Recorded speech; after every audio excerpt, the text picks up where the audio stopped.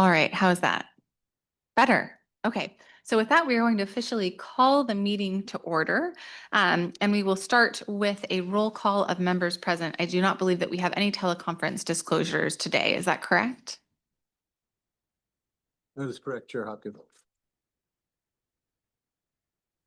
Great. So with that, let's go ahead and begin with a roll call, please. All right.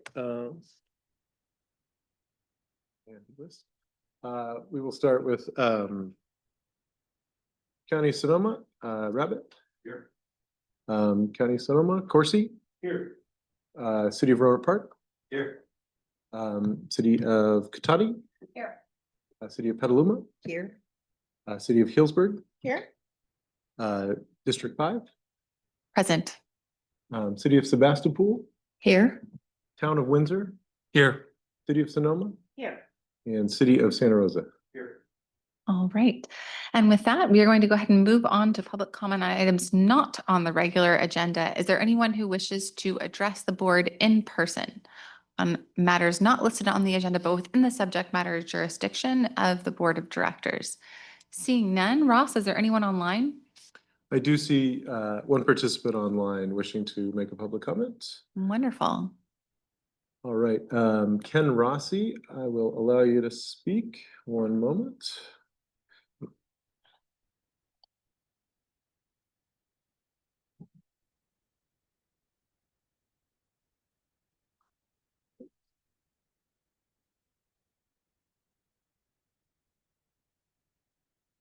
All right, I've allowed you to speak. You may start when you unmute yourself.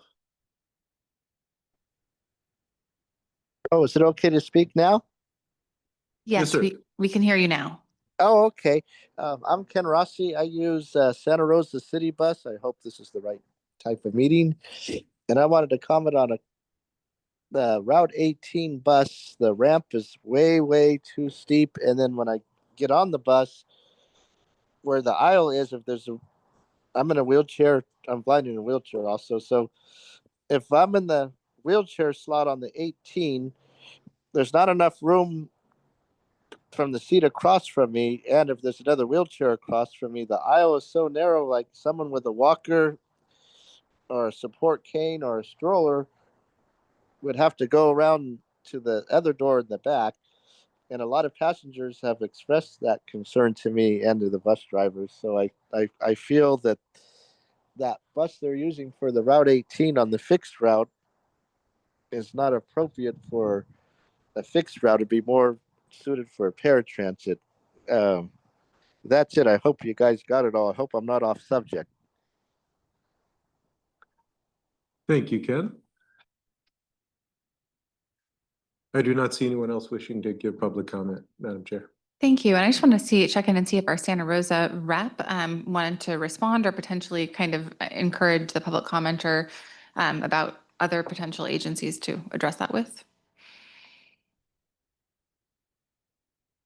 Thank you, Madam Chair. I took note of that. I believe we have representatives that watch this online well, including our city bus representatives. And so I can bring this back to them if they happen to miss it. But the commenter can always reach out to City Bus themselves or to Santa Rosa. Great. Thank you very much for that. With that, just confirming that there is no one else who wishes to comment on matters not on the agenda. With that, we will go ahead and move on to the consent calendar. And I do want to note that we do have a recusal from item 4.2. So I'm going to go ahead and remove item 4.2 from the consent calendar for independent consideration. So that means that the consent calendar will consist of items 4.1 through 4.8, exclusive of 4.2. Great. So we have a motion for the consent calendar. Do we have a second? Second, are there any members of the public who wish to comment on the consent calendar today? Seeing no one in person, is there anyone online? I do not see anyone online, Madam Chair. Seeing that, I believe that we can go ahead and just take a voice vote on this one. So all those in favor, please say aye. Aye. Any opposed? Any abstentions? Seeing none, I will now hand it over to Director Hinton to clarify the reason for her recusal. I'll be recusing today because I have property that I own within 500 project. All right. So I'll be stepping out of the room. Thanks. Thank you very much for that, Director Hinton. With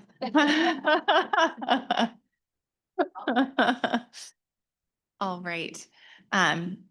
Director Hinton has exited the room. And so with that, would anyone like to make a motion on that item? So moved. Second. Okay, we've got What was, I was a little unclear on that one. We got the vice chair with the motion and who had on the tie goes to, who's going to take it? Okay, all right, Director Giudice. And with that, all those in favor, please say aye. Aye. Any opposed?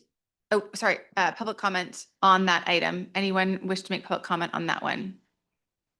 I do not see anyone. Seeing none, all those in favor, please say aye. Aye. Any opposed, any abstentions? Seeing none, that does carry unanimously. And we'll just wait one moment for Director Hinton to rejoin us. Yes. Was it Santa Claus? No. It was a ding dong ditch. Is that what they call it? All right. So with that, we're going to move on to our regular calendar item, which will start out with our Strategic Transportation Demand Management Plan with Dana Teray presenting. Good afternoon, Madam Chair and Directors. So I am joined today by my colleague Steph Britt and Julia Ween from Steer Group, and she'll be pulling up a presentation momentarily. But we've been working on developing a strategic transportation demand management plan, or TDM plan, with consultant support from Steer since December, and we're here today to present the plan to you.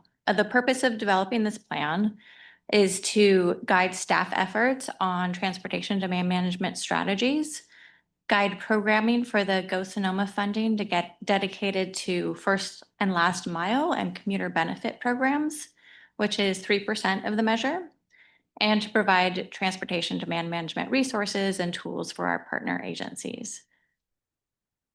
All right, and Julia, if you want to go ahead and start sharing your screen, we could go to the second slide. Sorry, Dana, I'm getting a screen sharing disabled Okay, note here. I'll just talk through it and then we'll jump to Okay. Yeah, whenever it jump gets in ready, I'll. where we are. So Steph Britt will start by providing a project overview, and then Julia will present on the plan development process, including key deliverables and timeline, our approach to developing the strategic transportation demand management plan and outcomes. And then I will come back and close out with discussion on next steps for implementation of the plan. And with that, will turn it over to Steph. Hello, Board of Directors. So what exactly is TDM? TDM stands for Transportation Demand Management, which refers to coordinated strategies aimed at changing travel behaviors and increasing the attractiveness of various non-drive alone options, thus contributing to lower rates of vehicular travel. So the common goals of TDM plans are to reduce traffic congestion and improve travel efficiency, lower greenhouse gas emissions, improve air quality, and promote equity and access to transportation options. Next slide, please. So why is this important for Sonoma County? Firstly, we want to recognize that there is already a lot of TDM happening in the county today, but we also recognize that there are challenges that we want to address and opportunities that we want to capitalize on. So some of the challenges that are present today is our convenience culture. It's very easy to just hop in a car. It's quick and efficient, and there's a lot of free parking available in the county. So we're looking at ways of addressing this challenge. There are transit service limitations. Currently, service focuses on 8 a.m. to 5 p.m. commute schedules along the north-south corridors, which really limit access for shift workers and students with evening classes and residents in less populated areas. So addressing this is quite important for TDM plans. And finally, there are equity gaps. Residents who are transit dependent live outside of the main urbanized areas and face limited mobility options, particularly in the east-west parts of the county. So there's a lot of opportunity here. We have 60% of trips under 5 miles, and considering our good climate and fairly flat geography along populated areas, there's a lot of opportunity to get people into other modes of transportation. Next slide, please. So overall, the TDM plan seeks to bolster existing and new TDM efforts by defining recommendations for context-specific, primarily non-infrastructure strategies to reduce single occupancy vehicle travel and reduce greenhouse gas emissions. And I'll pass it on to Julia Wien now. Thanks, Steph. All right, so to meet the objective here, we had 4 key phases in developing the strategic TDM plan. First, we conducted an existing conditions review and did stakeholder engagement. Next, we identified the outcomes we wanted to achieve with the strategies that we'd select. And then using that set of outcomes, we evaluated a long list of TDM strategies to come up with a prioritized list, which we'll talk about in a few minutes. And lastly, we developed an implementation roadmap for SCTCA to help guide the delivery of those recommended strategies. So I will walk through that process in the next few slides. We'll start here with the existing conditions analysis. We conducted a pretty extensive review of existing plans and policy documents related to TDM. Really wanted to understand the baseline of TDM delivery across the county today. And we also used replica data to examine trip level origin and destination information. So we have a few key findings here that we thought were really interesting and impacted the way that the recommendations played out. First, the majority of trips taken across the county are drive alone. That's probably not a huge surprise to anybody. That was followed by folks who work from home.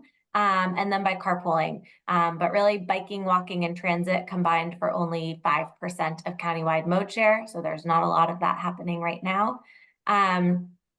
Next, we found that most of the trips, 90% of them, start and end within the county. Some of the primary origin locations are Santa Rosa, the unincorporated North County, Petaluma, and Rohnert Park.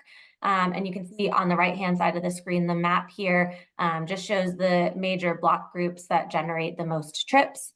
And then lastly, Steph just mentioned this, but 60% of the trips that we see across the county are less than 5 miles long. And so when you look at that in comparison to the fact that very few people are biking, walking, and taking transit, we see some real opportunity there, which we can get at as we go. So we used that existing conditions analysis to come up with some key mobility needs and gaps across the county. So first, we identified the need for non-drive alone travel options for east-west connections across the county, as well as some of the north-south trips that aren't covered by Smart Service. Next, given the prevalence of these shorter trips that I just mentioned, we identified that there could be a need for expanded shared micromobility, so options like bike share, particularly within city centers where people are taking those short trips. And then lastly here, as we're thinking about bridging mobility gaps, there is a need to create awareness through marketing and promotion to really help shift that behavior. So just a quick note here, we have also pulled together an inventory of all of the mobility services and all of the TDM programming across the county. So it'll be uploaded as an interactive GIS story map sometime later this month for you all if you want to kind of poke through and see what's happening where. Next here, the second key piece of our first phase was our stakeholder engagement process. So that consisted of 4 key efforts. First was convening a partnership committee. They were really helpful in providing input on defining our community engagement approach. They helped to inform the strategy prioritization process. And then they were able to provide really helpful feedback on the draft prioritized list of TDM strategies as well. We also hosted 2 focus groups that helped us gain a deeper understanding of mobility needs and challenges across the county. We put out a public survey, and that was really targeted for feedback around priorities and different types of incentives or programming that would encourage the use of non-drive alone travel the most. And then lastly, we've presented to all of the SCTCA committees, and we've incorporated all of that feedback from the discussions into the draft plan that you see today. So we have some key themes from the public engagement process on this slide. They fall into a couple key buckets here, particularly thinking about needs and gaps. So the first is transit system complexity and lack of clear information. We found that riders struggle with maps that are complicated and routes that are not as clear. And particularly, we see this around non-native English speakers who just don't always have as much access to all of the information they need in their languages. Next, transit frequency and reliability. We know reliability struggles are tough and they can cause, issues at the workplace or at school, particularly for shift workers or folks who don't travel the typical 9-to-5 schedule. And then the next area is public perception around transit. So even when transit is working well, there's a perception around it being slow or unreliable or hard to use. And that really discourages ridership overall, even when transit could be a viable option. And that's a really, really good key opportunity for TDM. And then last here, while there are some areas in the county that have expanded bike lanes in recent years, there are others that haven't. And so for folks who are trying to take longer trips across the county, that can be an issue because there are inconsistencies in safety traveling in between jurisdictions. So in terms of priorities and opportunities and how we want to address some of those needs and gaps, based on our public input, we came up with 2 key areas here. First being the mobility priorities. And when we were asking about that, most respondents really agreed on the top 3 priorities. First being better coordination between all of the transportation services. Second being reducing traffic congestion. And third being reducing emissions and improving air quality. When we asked about what might encourage folks to bike or walk or use transit, particularly for short trips, we heard responses around universal access to transit, on-demand shuttles that can help with first and last mile trips, better real-time information. And then we also received responses around secure bike parking, lower transit fares, and financial incentives for not driving alone. We also asked the same question for trips over 3 miles, and we received pretty similar responses.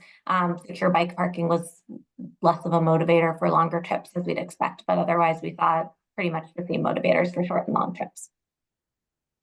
And then our last piece of our engagement process here I mentioned was presenting to the SCTCA committees. So this slide just shares some of the key themes and feedback we received from committees. First is transit access. Transit service limitations and gaps are really a major barrier to successful behavior change. So committee members really highlighted the importance of expanding those already in progress planning efforts to support TDM. Next is capacity and resources for TDM implementation. So this is, probably not a new story to anybody listening, but limited staffing and financial resources at the local level, means TDM is sometimes tough to implement. And so this is where regional coordination is really important. The committee's really expressed interest in a continued dialogue across the county and with SCTCA on long-term governance and how resourcing models would work. Sort of related to that, policy and governance was also discussed as sort of an area where SCTCA could provide support. So for example, they emphasized that regional policy leadership and local implementation support for COD communities and parking strategies would be really helpful. Next, employer development and community engagement. It's really important to work with employers and developers to implement TDM measures, just understanding that city and county staff can't be engaging directly with individuals, with every individual. So, here the committees were interested in encouraging major employers to offer and promote more commuter benefits, helping them align with TDM strategies, with TOD efforts, and to help support affordable housing and progressive parking management. And then last here is marketing and messaging. So this is one of the things that is, the committees mentioned was essential to the success of TDM. And they really highlighted the need to tailor that messaging to a community context, making sure it's really simple, it's really culturally responsive, it's inclusive. And they also, in particular, liked the idea of incorporating personal stories and successes as an example to resonate with target audiences. So once we had the results from all of the public engagement, we were able to confirm our desired TDM strategy outcomes. So, that's really what we want to achieve through the strategic TDM plan. We worked really closely with the partnership committee to end at these outcomes, and they really formed the basis of the strategy evaluation process, which I'll talk about in a second. But here we really focused on 2 elements, first being strategic fit and second being feasibility.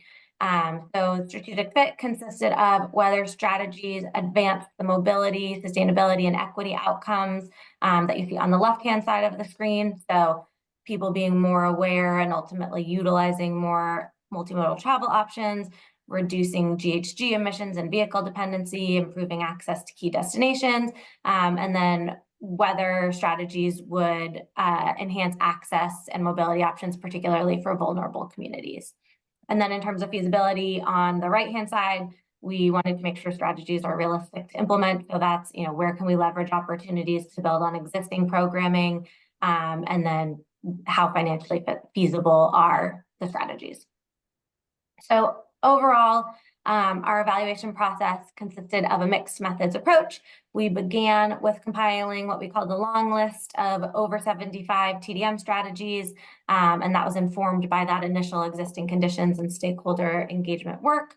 Then we grouped similar strategies to boost the impact potential and create synergies and make it a little bit simpler to work through. And that resulted in 27 strategies that were assessed against those outcomes that I just discussed.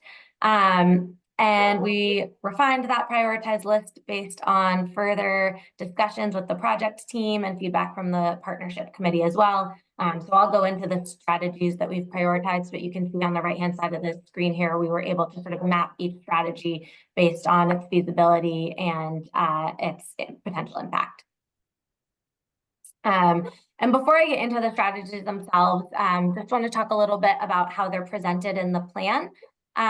So we put the strategies into the plan in 2 key ways. First being the TDM strategy inventory, and that's really just concise guidance on each of the TDM strategies that we've prioritized. So who should implement them, how impactful they will be, pros and cons. The idea is that this will be a resource for TDM stakeholders across the county, so they can read through it, help identify strategies that they want to implement themselves, and be able to take guidance from this inventory. The second way we've presented the strategies is through the implementation plan, and this is more traditional recommendations specifically for SCTCA in advancing TDM efforts countywide. And just a quick reminder here that we've presented all of these recommendations to SCTCA's committees over the last month. So I won't read through each one, but it's up on the screen here for you. And all of that feedback has been incorporated in the draft that you have as part of today's packet. So let's dive into the strategies, and I'll try to be quick here. I know we have a lot to get through. The plan includes 15 total recommendations. They're organized into 3 sections: near term, midterm, and long term. Up on the screen here, we have the near term actions. First being raising awareness for the TDM strategic plan. So from the outset, we want to make sure that the work we've done on this plan is getting in front of potential partners, that we're securing buy-in and aligning with priorities across the county, other implementation efforts. So we want to make sure we're able to present the plan to potential stakeholders, chambers of commerce, industry groups, CBOs, those types of groups, to make sure folks understand what the county's priorities are. Next, we want to develop a TDM marketing strategy. So, recognizing that all TDM strategies will have a more limited impact if people don't understand that they exist. We want to make sure that marketing is a key component in the way that SCTCA manages TDM moving forward. So this includes things like updating the gosonoma.org website, and developing and making sure that the annual marketing plan kind of covers both SCTCA and partner efforts. Next is promoting existing regional technical resources for developing local TDM supportive land use and policy. So we understand that land use policy plays a really important role in supporting TDM. It shapes where people live and work and how they travel, which influences how far they travel. Because of this, it really also influences how they're traveling, what modes they're choosing.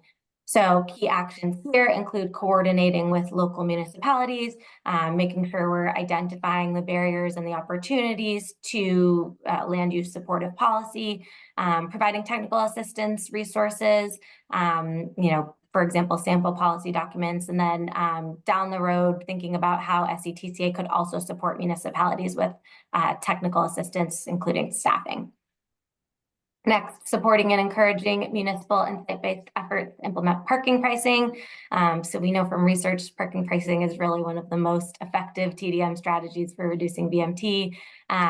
We know that it's also a sometimes difficult strategy to implement. And there are lots of considerations that must go into implementing parking pricing strategies. So some key actions that SCTCA can take here include promoting existing resources and technical assistance that exists through MTC, and highlighting best practices and relevant case studies from across the Bay Area.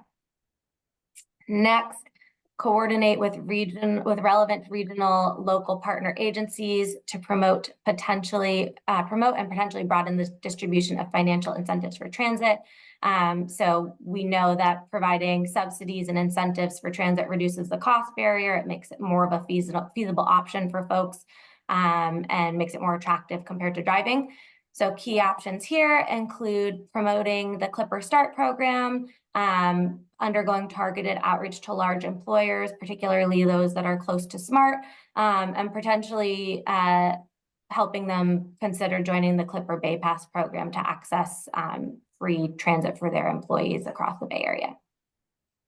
Next here is to coordinate and collaborate with relevant partners on first last mile priorities around shuttle, TNC, and micromobility expansion. We heard a lot in our background review and existing conditions around first last mile solutions really being a barrier. So we want to think about how SCTCA can help further some of those efforts. Key actions here include collaborating with partners to define priorities, understanding exactly where those services would be most helpful, identifying public-private partnerships to help deliver some of these solutions so that they're not necessarily all coming from public funding. And then in the longer term, execute and implement first last mile solutions through some of these partnerships. And we're almost done here. Next, identify opportunities to enhance the emergency ride home program. Emergency ride home is a key, what we call support strategy. It helps remove the fear of being stranded, which is one of the reasons that folks often list for not taking non-drive alone modes. So we want to make the process a little bit more user-friendly, simplify the reimbursement process that exists right now, and just make sure folks understand that it exists. And then last here in the near term is developing a TDM funding plan and program for the near and midterm actions. So as an extension of its current funding administration role, SCTCA can think about developing a regular funding program to allocate GoSonoma funds to TDM. This could either be led internally or by outside agencies. Key actions here include working with stakeholders to establish a list of resourcing needs, thinking about preliminary cost estimates, defining eligibility criteria for funding, and then ultimately soliciting applications for partners and providing a program. So that's it for near term, and we have fewer in the next two, so I'll move quickly here. We have midterm recommendations next, and that's recommendations that we're envisioning would be initiated within the next 2 to 3 years. So first here is share information on grant opportunities available to CBOs or engage in agency partnerships. So we recognize that some grant opportunities may have roles for CBOs, others they may need to partner with municipalities. And so SCTCA could play a role in helping to connect potential partners for grant applications.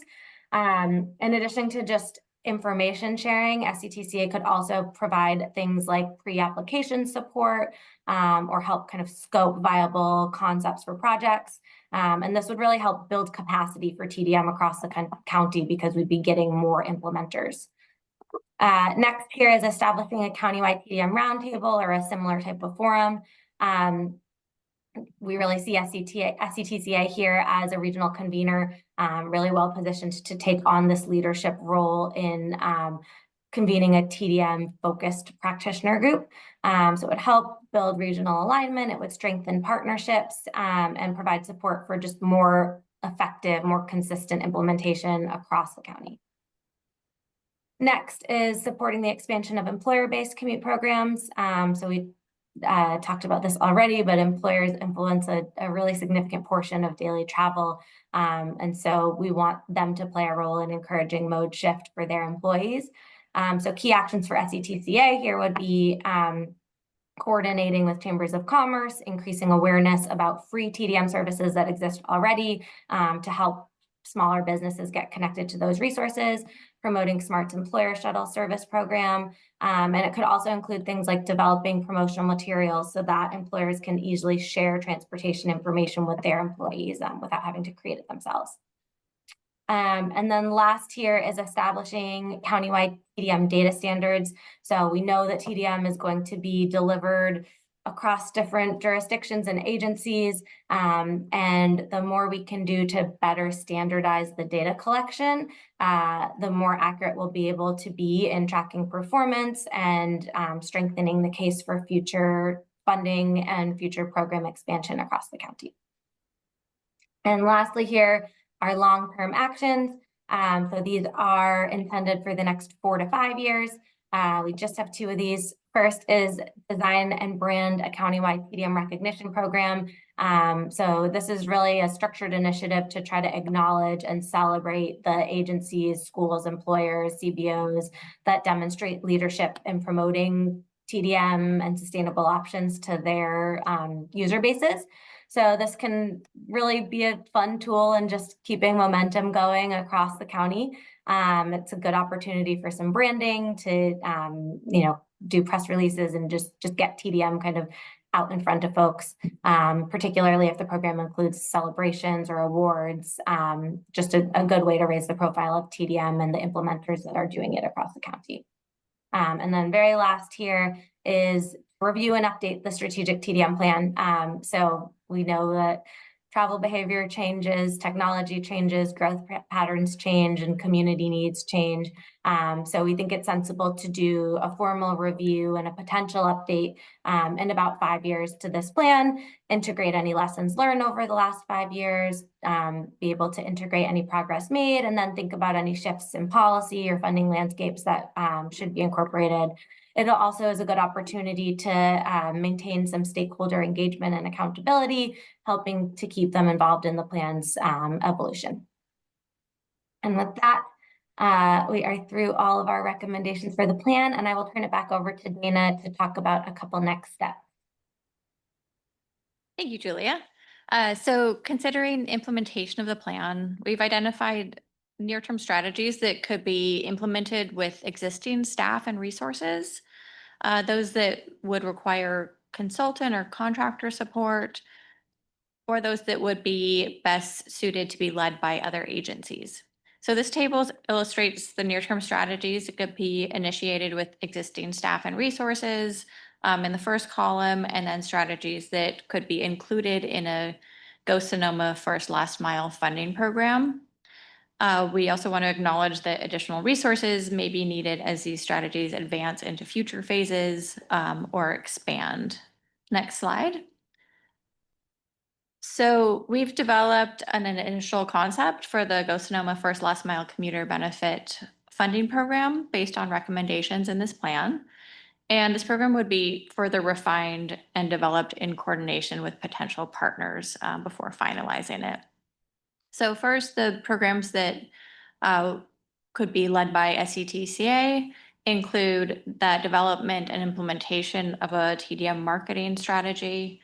And that pulls in kind of several near-term recommendations, and which Julia touched on earlier, including website development, marketing campaign for TDM programs, including the Go Sonoma commute program, promotion of financial incentives for transit, and the enhancement and promotion of the emergency ride home program. Secondly, the micromobility recommendation could be carried out by SCTCA by continuing and, if feasible, expanding the Redwood Bike Share pilot. And then the programs that would be best suited to be led by partner agencies would be delivered through an SCTCA call for projects, of which, priorities, scoring criteria, and timeline would be further discussed with potential partners before finalizing. But this program would be really focused on implementation of first last mile priorities around shuttles, van pools, TNCs, and micromobility expansion. Next slide. So that concludes our presentation. We are seeking the board's approval of the strategic TDM plan and, of course, feedback on the outcomes of the plan and next steps presented. So thank you very much. Thank you very much. And with that, I'm actually going to go just to public comment quickly. Are there any members of the public who wish to comment on this item in person? Seeing none, is there anyone online who wishes to comment on this item, which is 5.1? I do not see anyone waiting to comment. Seeing that, I will bring it back to the board for any questions or comments. Director Rabbit. Just wondering, if AMT is really lower overall departure than the county, is there a document now that has that per capita AMT per jurisdiction that we can use as a base to know how we could, measure success going forward or concentrate investments? Per jurisdiction, I'm actually gonna ask Chris. Yeah, that's definitely information that we have and that we can provide in context of the TDM plan and just in general as well. So we're compiling some of that information as part of the comprehensive transportation plan update, and we're planning on bringing a performance assessment report next month. So we'll make sure that those VMT numbers by jurisdiction are in that report. Yeah, I think that would be great information to have to understand, further define the problem that we're trying to solve and then seeing where the incentives might be. And then, some of the parking, obviously, the more difficult, more expensive you make things, the more you push people to alternative modes or combine the trips. Combining trips is great. Then I do worry about the equity side. At MTC, we talked about this ad nauseum, whether it's tolls, all the other stuff. So I think it's important to kind of figure out how that works as well. And I know that some of the research that's been done doesn't necessarily take all that into consideration.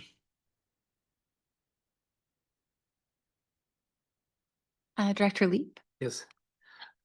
So you mentioned in the middle there, grants to community-based organizations in your midterm plans.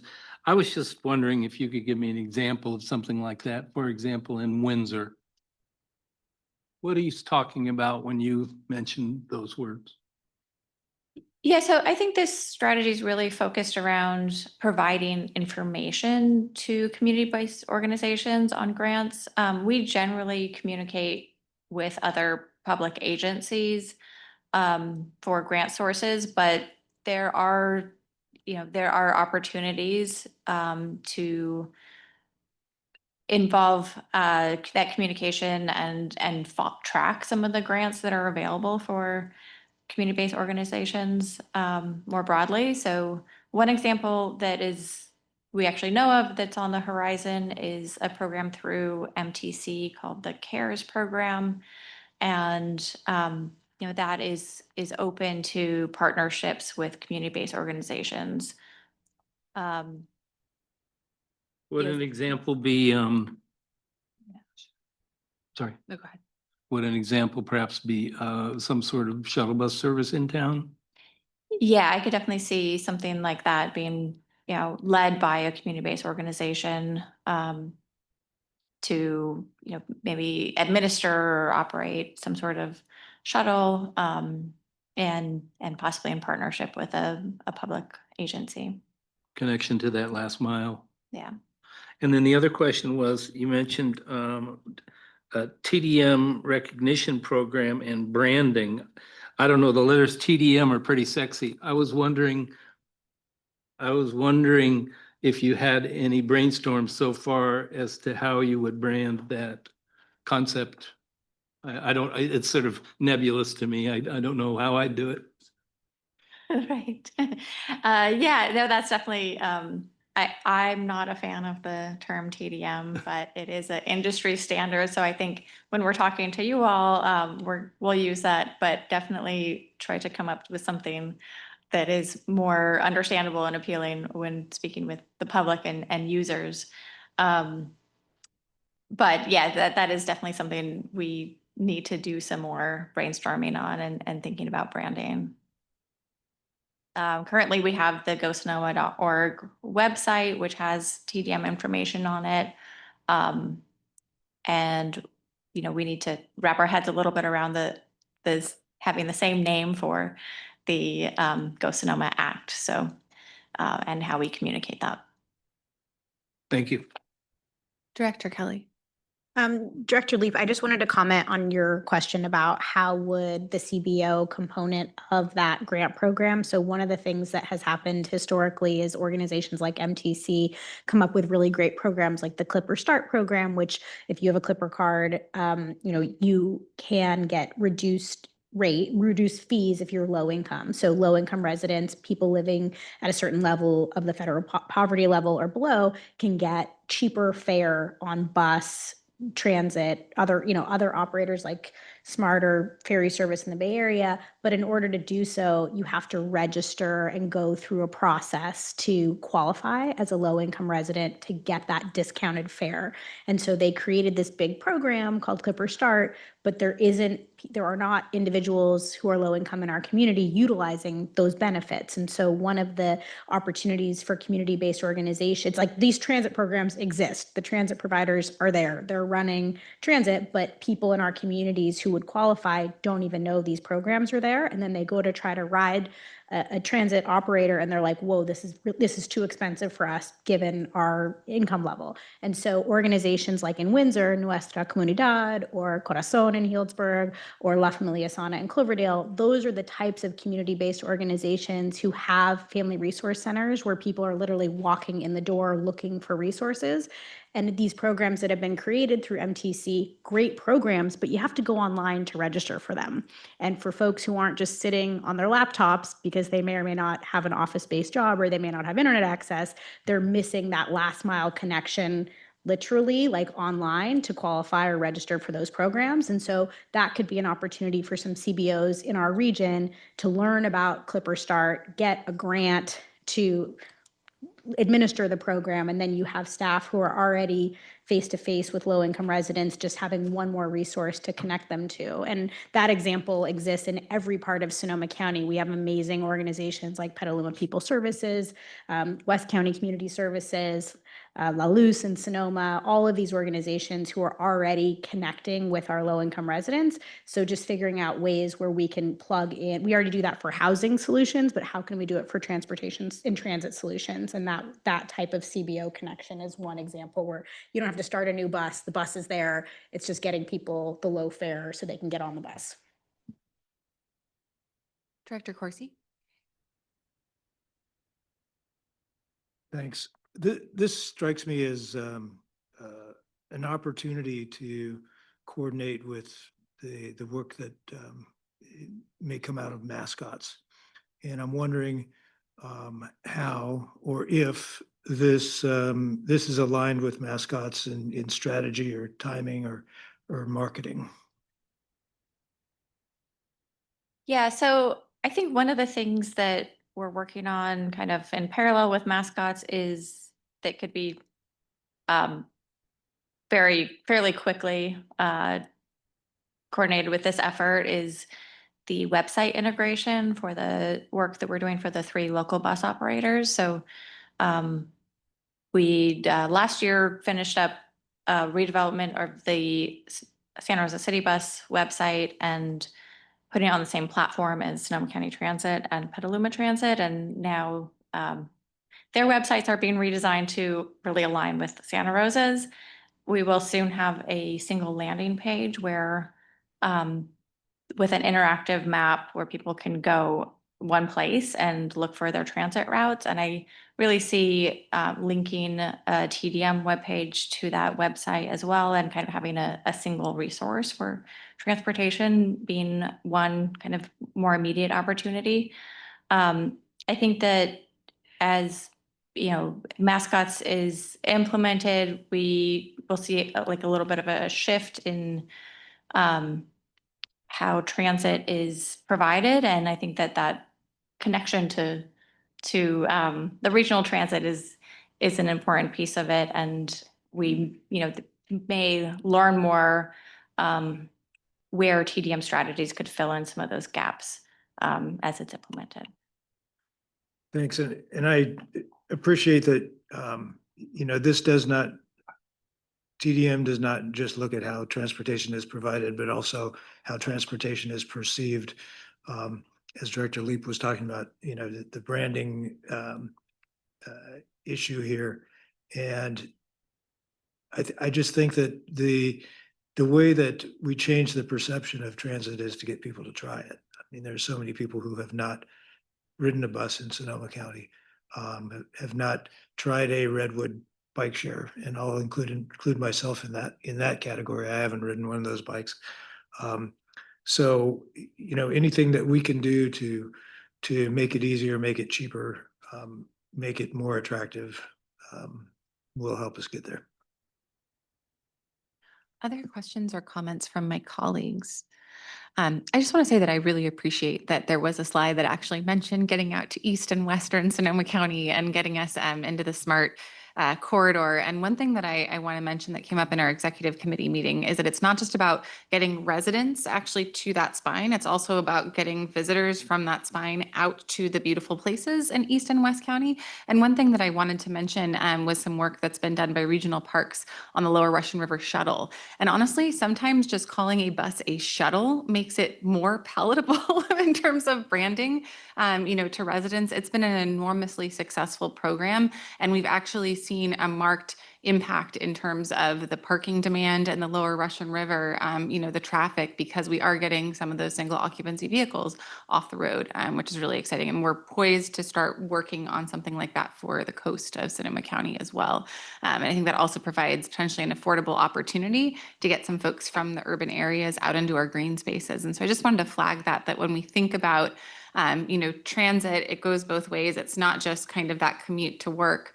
It's also that opportunity to go and visit some of the beautiful amenities that honestly we all pay into as tax-paying residents of Sonoma County. So another thing that I wanted to mention is that I feel like there have been innovative pilot projects both in Sonoma County, but also in other counties around California.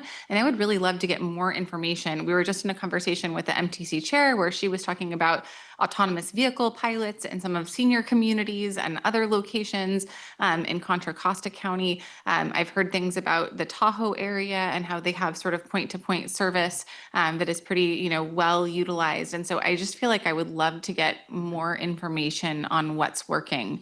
I heard positive things about project in Petaluma. So I feel like it would be great to at some point have a conversation around best practices. And even if there's an opportunity to go out and see some of these things in person, I think it could potentially be really valuable and potentially inspire other jurisdictions to undertake similar initiatives. So just want to throw that out there. Vice Chair Kelly.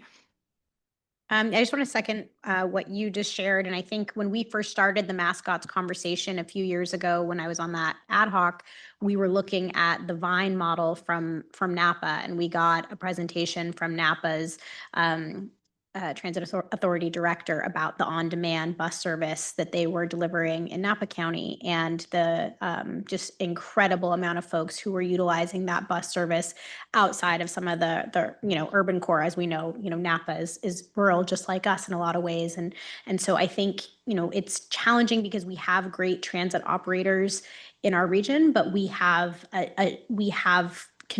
commuters that are not utilizing those services, and we have consumers who are not getting on board with transit. And so I think we really have to be innovative and look at what are some of these other models that have been successful. We know that on demand, meaning like a user generated, like I want the bus to pick me up here now, like an Uber, is what folks are utilizing. And so I think we really have to use the power of the purse strings that we have to bring our transit operators to the table to ask what they want to do with this, the last mile connections. But if not, I think we really need to look at other creative solutions, because we're not seeing kind of the number of folks getting on board with transit that we need in order to really move the needle. And I think to Director Rabbit's point earlier, figuring out what's going to be the biggest bang for our buck and looking at VMT and where we see so many riders that could be getting out of their single occupancy cars and getting focused.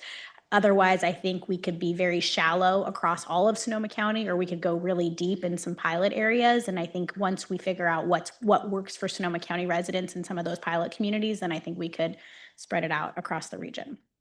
Thanks. Director Rabbit? Just real quickly to follow up, I think that with all the work, I felt like I was hearing a report that was kind of devoid of the connection of all the other stuff that is happening. And maybe that's because it was a separate consultant doing this one. But with the mascots and to my colleagues' mention of that, mascots is doing a lot of this work. The transit transformation that is going to follow through that, I think will be with the fares, the websites, the transfers, the coordination, the passes, the Clipper programs that exist. If people don't know about those, then I think we shift our focus on the outreach part of that, as opposed to reinventing the need to do the things that have already been invented and should just be implemented. So I would appreciate that kind of work as well. Any other questions or comments, or do we have a motion? If anyone would like to consider the approval of the strategic plan? I'll make the motion. Great. So we have a motion Second. and a second. Did you get that, Ross? I did, thank you. Okay, perfect. With that, all those in favor, please say aye. Aye. Any opposed? Any abstentions? Seeing none, that does carry unanimously. Thank you so much for the work. And with that, that brings us on to our call for projects, item 5.2. And I believe we are joined by Shauna to present this one. Thank you, Madam Chair. Oh, can you make that a little bit bigger? For me? It's pretty tiny. Just a second. Stay on.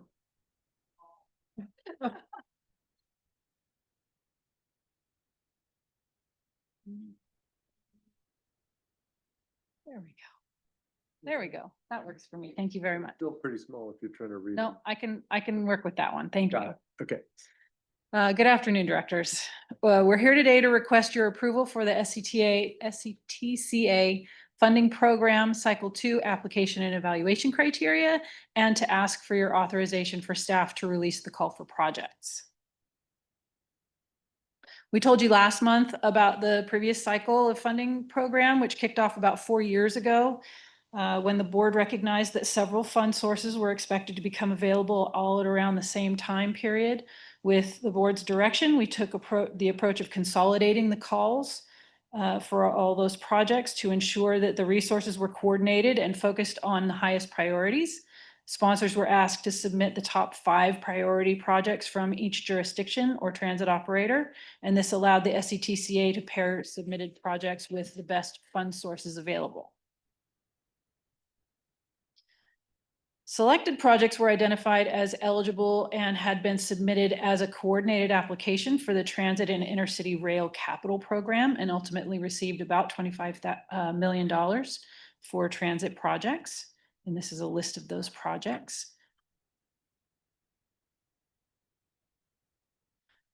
In the first cycle, staff reviewed the submitted projects for the various funding programs and scored each against uniform criteria. Then adjustments were made for geographic equity and eligibility for certain funding sources in which projects addressed regional goals and performance measures. This provided a balanced program of projects with multimodal investment approach that benefited the entire region. Between the successful TIRCIP grant and the SCTCA funding program, each applicant received transportation funding that was right-sized to the eligibility requirements and goals of the funding program and the local and regional transportation plans. Of the funding of the programming that has been completed since 2021, essentially between 2021 and 2024, you can see that the majority of our funding has been programmed into bicycle and pedestrian projects and transit capital projects, also into traffic operations, with 8% of going to pavement and 2% going to transit operations. So that brings us to today. And our request for your approval for the new application and evaluation criteria and authorization to release the call for projects. With your approval, the call will go out tomorrow, June 10th. All cities and transit operators will be able to submit their top 5 priority projects with the exception of the 2 largest jurisdictions, which are Santa Rosa and the county, and they will each get 10. Projects submitted must be eligible or listed in the CTP update to be eligible for that funding. Awards of the funding will be announced starting this year in the fall and then run through the spring of 2027, depending on the fund source. The funding sources available for the programming include federal funds, surface transportation and congestion mitigation and air quality programs through the Metropolitan Transportation Commission in the One Bay Area Grant, or OBAG 4 cycle, State Transportation Improvement Program and local partnership program funds that are formulaic through the California Transportation Commission, Go Sonoma competitive program funds, and Grayton Tribal mitigation funds. The programming years for the fund sources available range from fiscal years 25-26 through 30-31. This is just a list of some of the projects and their parameters. All of the projects will be evaluated by the SCTCA staff and receive a consensus team score using criteria that have been vetted through the advisory committees and are seeking your approval this afternoon. The evaluation criteria address established goals in Plan Bay Area, the Comprehensive Transportation Plan, the Sonoma Climate Mobilization Strategy, one always gets me, and Go Sonoma. The criteria are intended to evaluate benefits to equity priority communities, potential mode shift, safety, community engagement, emission reduction, and project readiness, among others. With your approval, staff will use these criteria to evaluate the next cycle of project applications.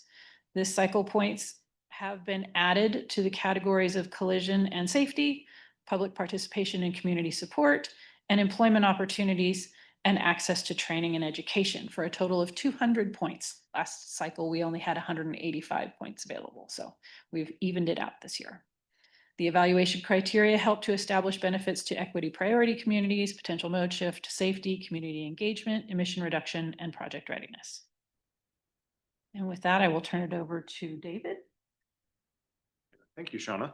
So as part of the board's adoption of the Go Sonoma Street Implementation Plan, you adopted policy 4.5, which set aside 5% of the funds through the Move Traffic Improve Safety and the Build Bikeways and Pathways program to assist project sponsors with preparing grant applications, technical studies, and public engagement. Given the input we've gotten from our local agency staffs on the robust application we prepared for this call for projects, we're looking at providing some technical assistance using some of our on-call consultants to help out with the applications. We're recommending that the board approve task orders with these on-call consultants to help with mapping, preliminary designs, cost estimates, technical assistance such as greenhouse gas reduction calculations, and even public engagement on an as-needed basis. Since once approved by the board, we'll be working with those consultants to get them executed in task orders and have them ready to assist the project sponsors as needed. This will help ensure that all of our jurisdictions have the tools they need to prepare quality applications. They'll also be competitive to leverage the Go Sonoma funds we have and the overall funding program to attract additional state or federal discretionary grants. We anticipate that we'll have about $100 million available to award towards projects, but we want to leverage that further and attract even further amounts of state and federal funds to move forward and be able to fund a good number of projects throughout our county. Then I'll turn back over to Sean and talk about the schedule. Thank you, David.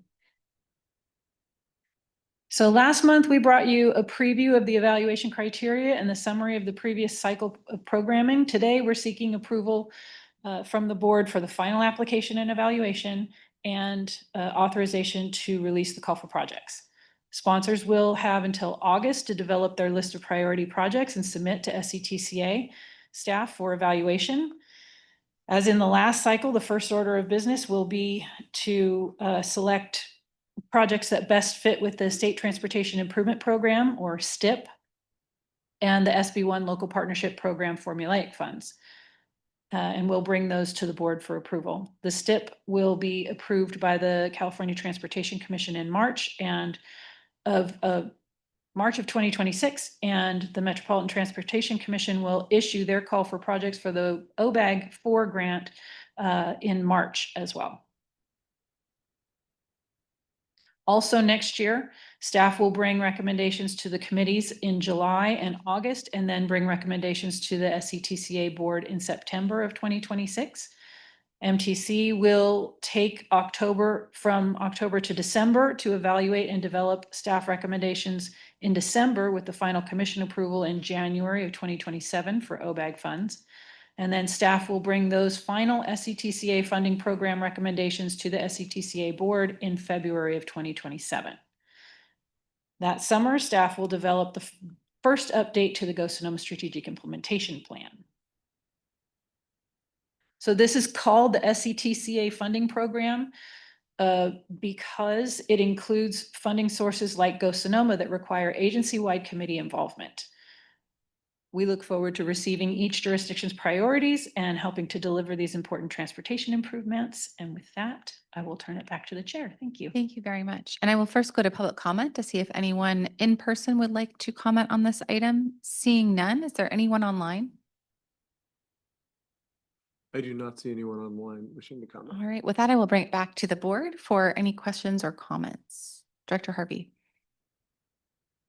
Thank you for the presentation. I understand that the larger areas, Santa Rosa and the county, have larger need. How can you help me with how you're going to balance that with them having more projects than everyone else? Will it push all the others out? How are you going to make that balance? The larger jurisdictions found it pretty challenging to limit themselves to 5 projects during the last cycle because their jurisdictions are so much larger.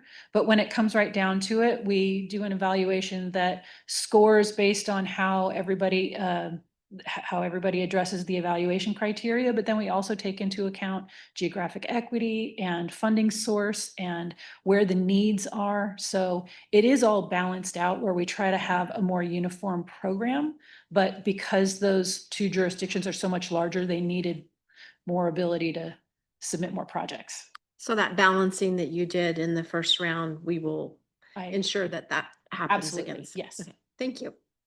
Yeah, and I actually will accept a little bit of responsibility for the headache that I think that we gave to SCTCA staff last time, which is that because we were limited to 5 projects, and that meant that there were entire communities like the Lower Russian River that has a population that's greater than, say, the city of Sebastopol or the city of Cotati. But like if you actually looked at all of those communities, we couldn't actually even submit 1 project per community. So what we did was we sort of bundled them, and we had like the West County Trail gap closure, which was about 4 different unincorporated communities, but all along the West County Trail. But I think that sort of administering and implementing something like that, like we were bending over backwards to try to fit into a box of 5 as opposed to, and sometimes they're really little projects that actually don't even require a whole heck of a lot of funding, but having some kind of a match would really help, say, the community of Monterey or the community of Guerneville. And so just being able to get it on the list, is pretty important to us. And so we couldn't meet the needs of like having all these different communities who all had worthy goals.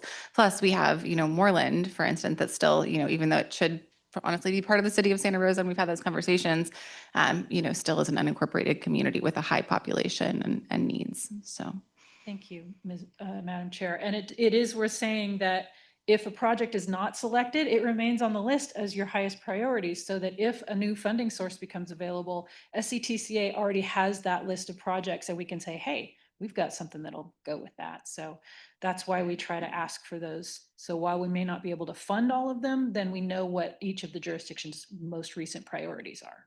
And that was our biggest frustration. It was kind of like when Director Bagby was on the board and was like, I still want Cloverdale to be on the list for smart extension, right? Even if we don't have the money now, because once you fall off the list, or if you're never on the list in the first place, there's really no hope of ever getting funding. So this way, I don't think we're going to see federal funding sources raining down for the next 4 years. But if there is some kind of a one-time fund, we at least have stuff that's ready to go. So Director Harvey. You listed in there some federal funding. Are we sure that that's going to be there, or we hope that's going to be there, or what?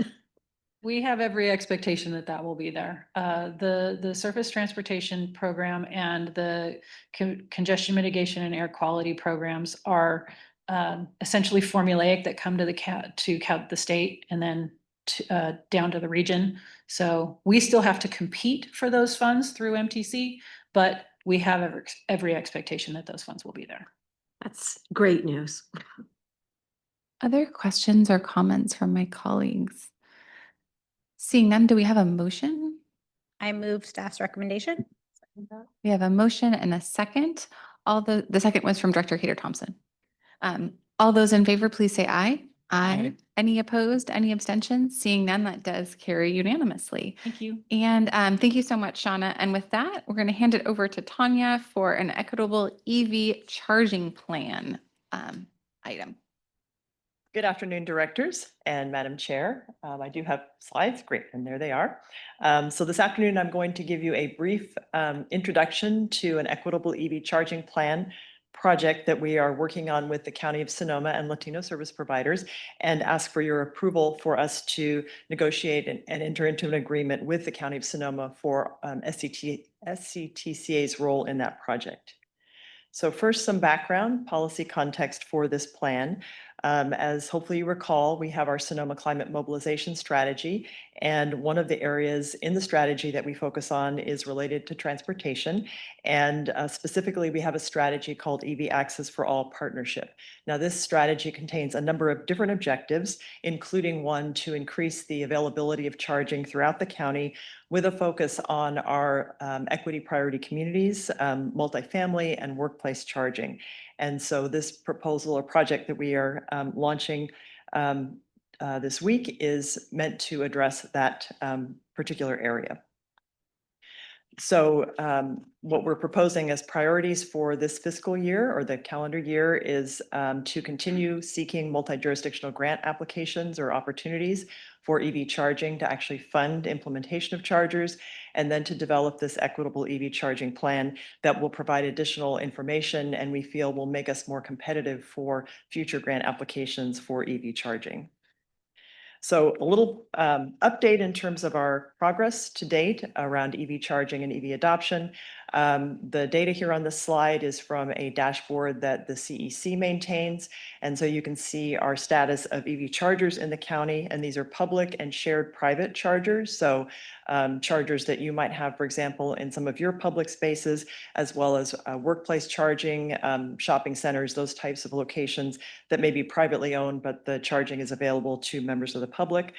So we have a total of 1,560 chargers across the county. And our goal from previous plans is to achieve up to 10 to 11,000 chargers in the county. That was an estimate that was done a number of years ago in terms of at full deployment of our EVs across the county. That's the number of chargers that we should have. Now, we haven't revisited that goal in some time, and it may be that that number should be adjusted, but that was the goal at the time. And the map on the right-hand side of the screen was developed during some of the previous planning processes and is meant to show opportunity areas for charging. So using things like location of workforces or workplaces, adoption of EVs at the time the map was created, trying to give an indication of where we should plan EV charging to be in place. And while this has been a great tool to use, it's not specific enough to really hone in on exact locations for charging and to do the next level of analysis that would let us know what is going to be required to put charging in those locations. Like, what is the cost? What are some of the barriers that we might face in putting charging there? And that's why this planning process that we're starting now is really important. And then in terms of EV adoption in the county, I would say we're doing better in this regard. The chart is going in the right direction. We have a goal here of upwards of 100,000 EVs in the county by 2030. And, you know, we're about a quarter of the way there. But again, the trend is going in the right direction, and we expect that to continue. But it could very easily plateau if we don't start getting more of the infrastructure in place to support charging for these vehicles. So in terms of the equitable EV charging plan, the intention is to build on existing plans. So to use all of the data and information that's been gathered in previous planning efforts and really take the plan to the next level of detail. And we really want to focus on those gaps in public charging. We know that people like myself, for example, have access to charging at my home. But for those who live in multifamily properties, rental properties, they don't necessarily have access to that charging. So we really want to focus in on those parts of the community. This project is funded by a Caltrans Sustainable Communities grant that was awarded to the County of Sonoma in September of 2024. And we have three main project partners working together on this. The County of Sonoma is the lead. SCTCA is responsible for stakeholder engagement and a number of other responsibilities that I'll highlight in a subsequent slide. And then we're partnering with Latino service providers to do the really important community outreach and engagement to figure out where is the best location from the community's perspective for these chargers to go in.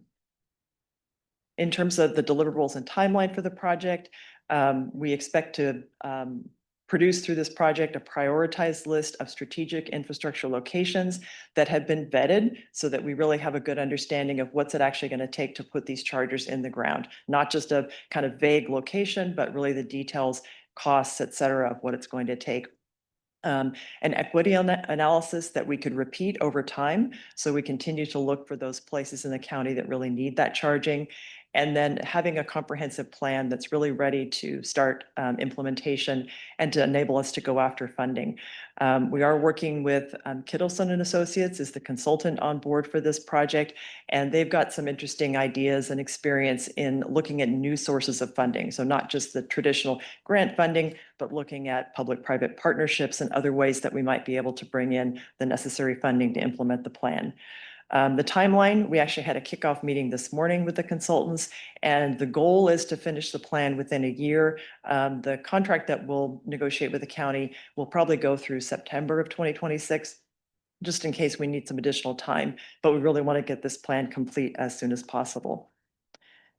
This slide shows the main responsibilities for SCTCA in this project. And I would say that a big piece of our time will be leading a stakeholder advisory group. And this is where all of your jurisdictions will come into play. We already have what we call our local government EV partnership that has staff representation from all jurisdictions as well as local agencies.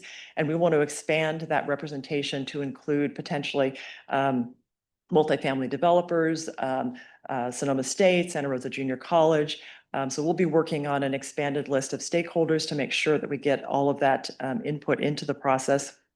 We'll also be supporting alignment with existing plans, making sure that the consultants have access to all of the rich sources of data that we already have in SCTCA, helping to compile and interpret that data. And then lastly, to be part of the drafting of the plan, reviewing of the plan, and making sure that it includes everything that we feel should be included in there.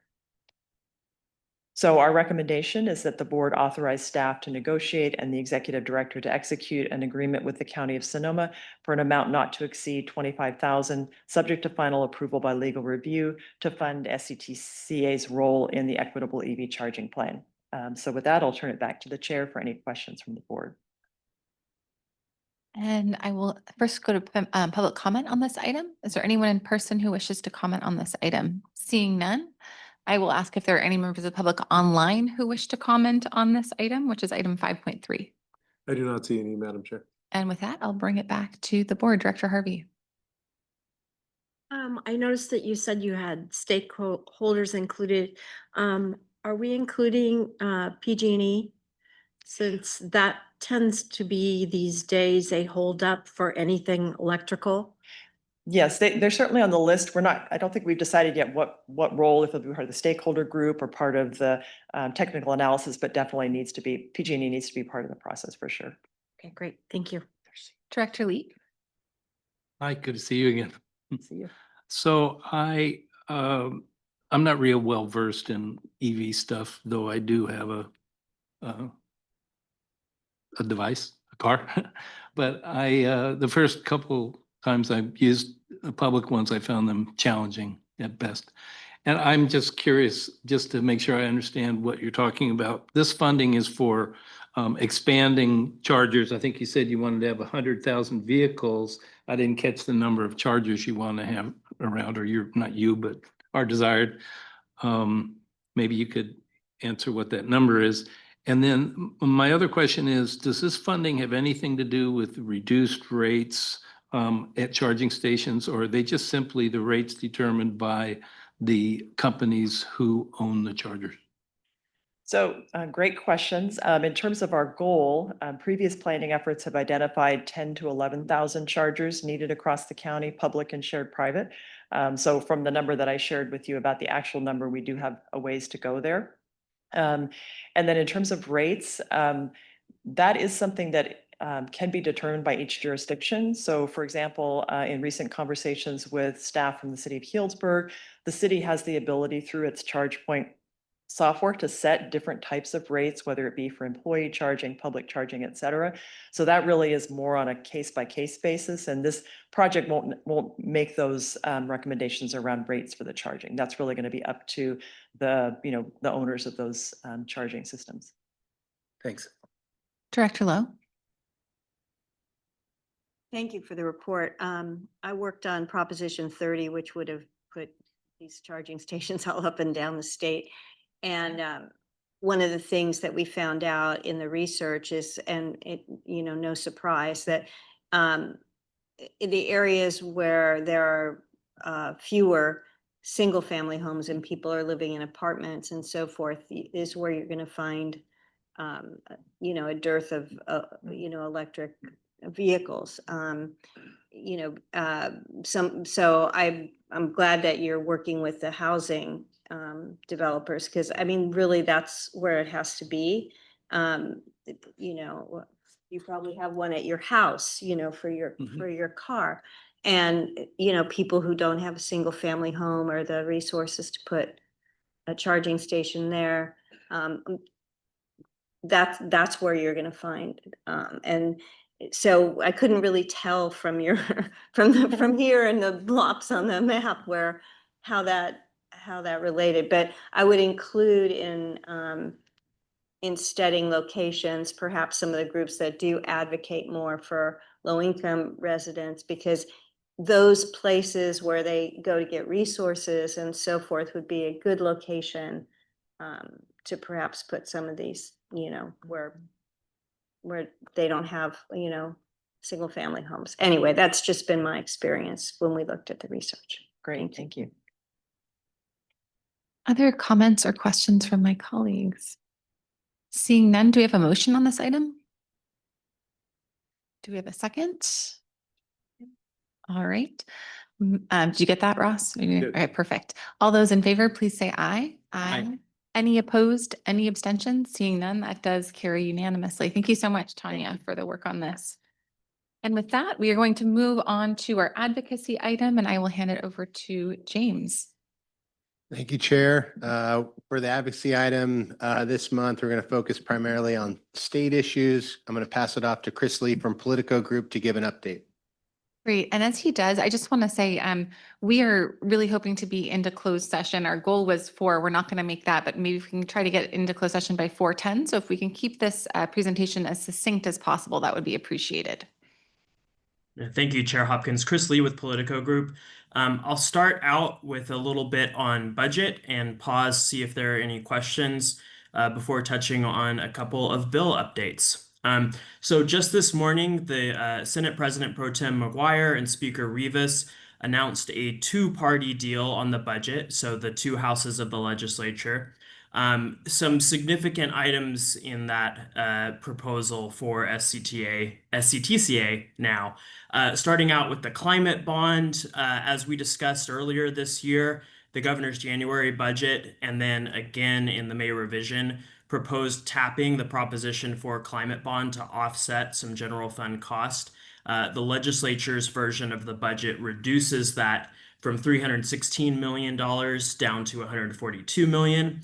And then defers kind of the broader policy discussion about Proposition 4 implementation to later trailer bill and proposals in the summer. So for the items that we're honing in on for SCTCA, more opportunity to influence the shape of some of those new programs, particularly under the extreme heat chapter.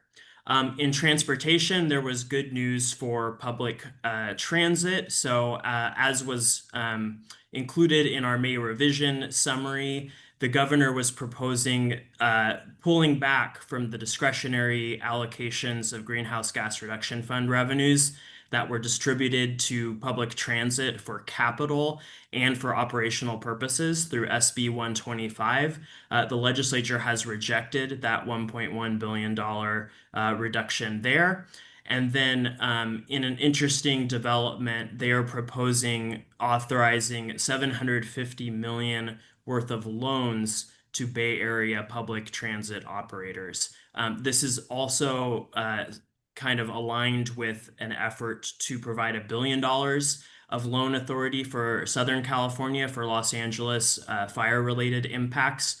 But there's some policy provisions that are accompanying this that I think will play into the broader discussion about a regional measure, because one of the things highlighted in the brief write-up that we have right now is that the agencies receiving these loans are going to have to show that they're going to have revenues to be able to repay that funding. On the broader cap and trade / cap and invest front, there's not a proposal related to extending the authority for cap and trade. They're deferring that to the legislative's policy process. And they are, however, planning to tap greenhouse gas reduction fund revenues, but for a much smaller amount of funding to backfill general fund expenses. So as you recall from the report, the governor was proposing diverting $1.5 billion from GGRF to support CAL FIRE related costs. And that number was an annual ongoing diversion that would rise to $1.9 billion 4 years from now and into the future. Instead, the legislature is proposing a much more minor diversion of cap and trade proceeds, $500 million a year in the budget year, and then another $500 million in the following year. The last thing I will touch on briefly is I think there's some discussion related to housing streamlining and CEQA. We included a little bit of discussion of the governor's trailer bills in the report. So the legislature has agreed to that in concept, but a lot of the trailer bill details are still to be worked out according to this. And so in terms of process, the deadline for the legislature to pass a balanced budget in order to continue to get paid to be up here in Sacramento, as well as just to meet the constitutional deadline, is June 15th. And so this deal really is just an agreement between the Senate and the Assembly. All of these items are still subject to ongoing negotiation with the governor. And so we'll see how that shakes out. But in the meantime, we're waiting for budget hearings this week and waiting for these proposals to go into print as a budget bill in order to be voted on before that Sunday deadline. So with that, I will pause and see if there are any high-level questions on budget.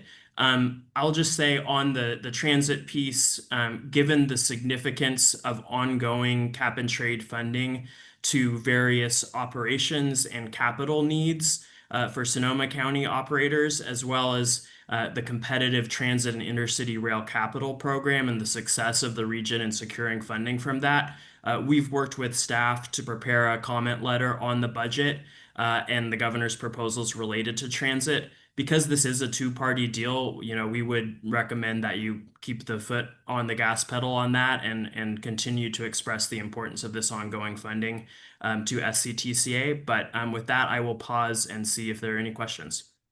Any questions on anything that y'all just heard? Seeing none, why don't you keep going, Chris? Great. And so in terms of policy bills, the deadline last Friday was for bills in their house of origin to be passed and advanced to the other house.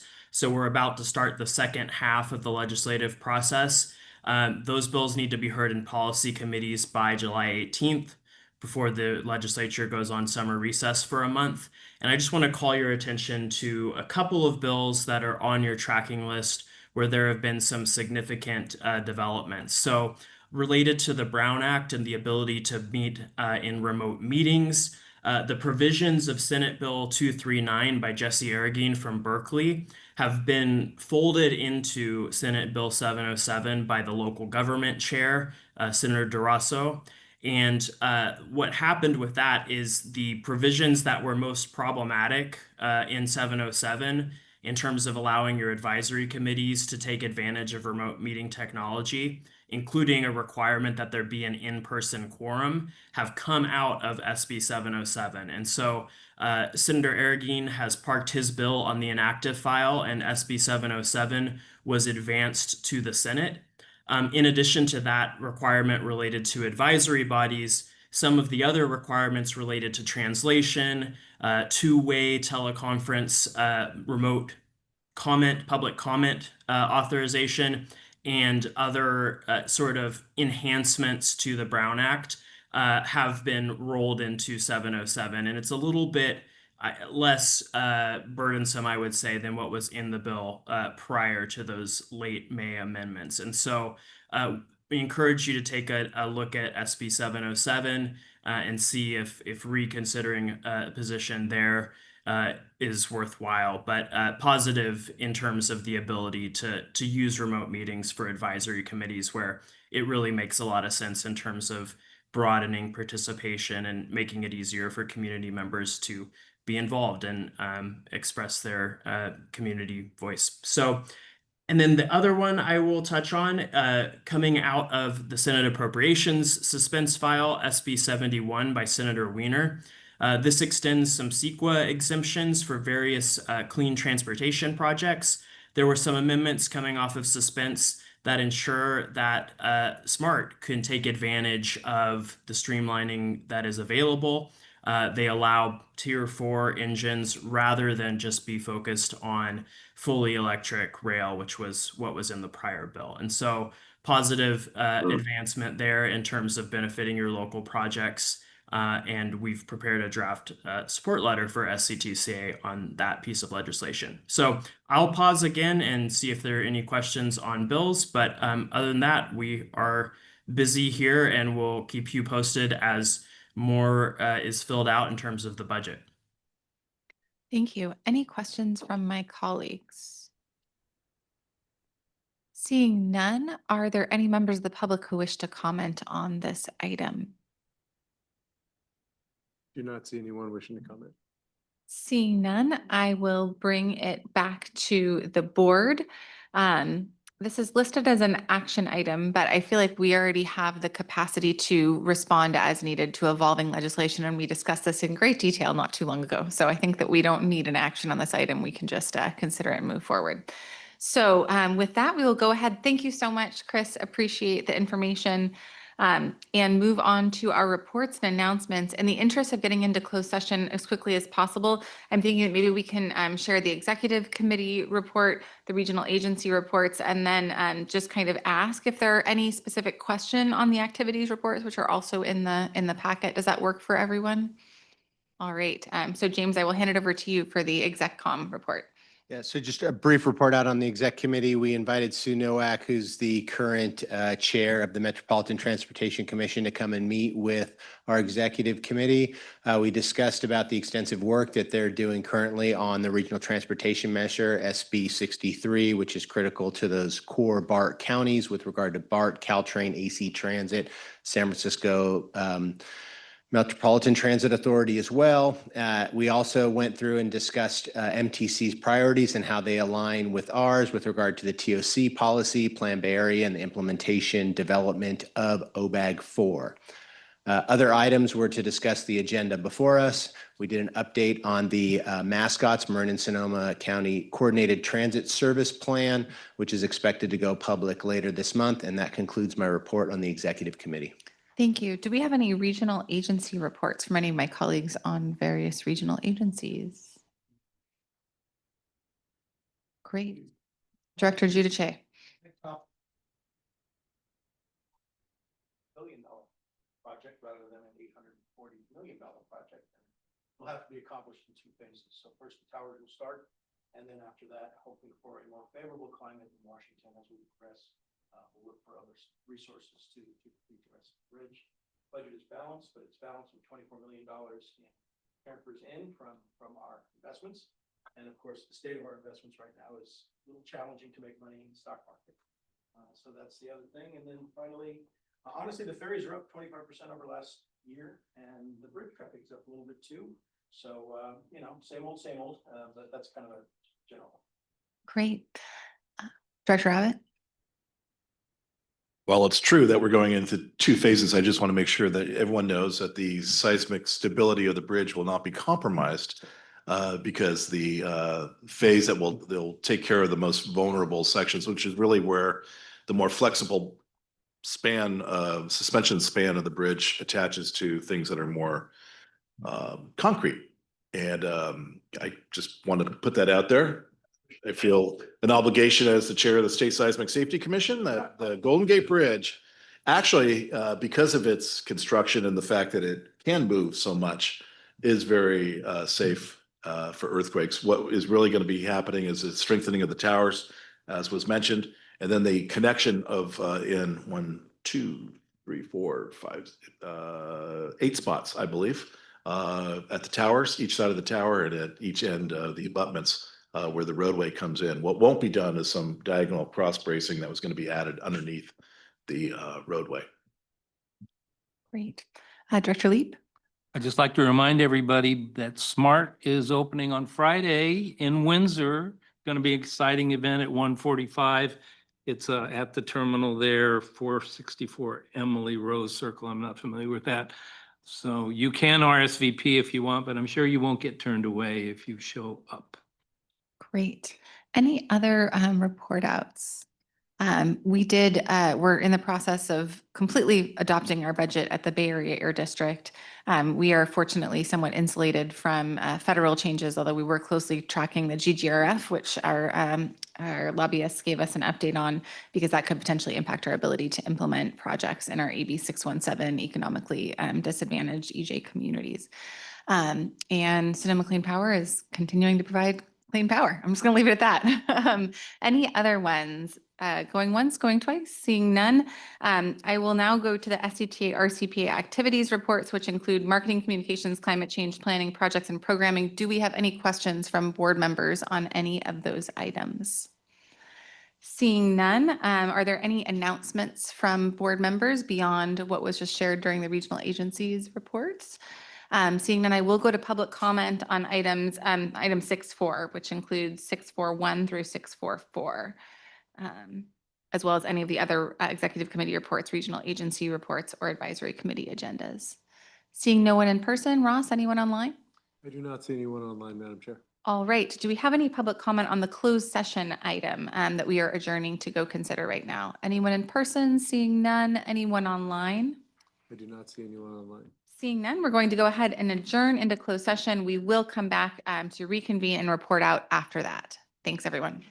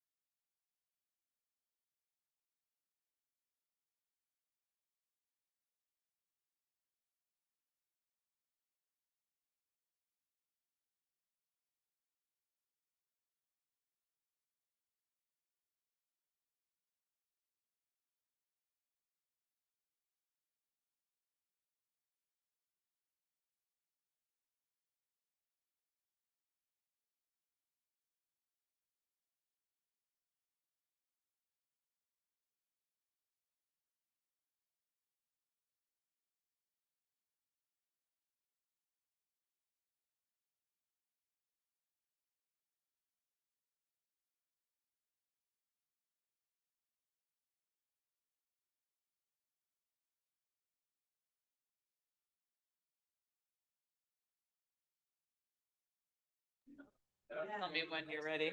We're ready. Well,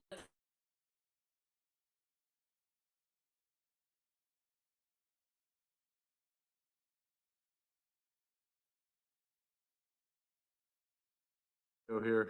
We go. All right. With that, we are coming back from closed session. We have a report out from our council.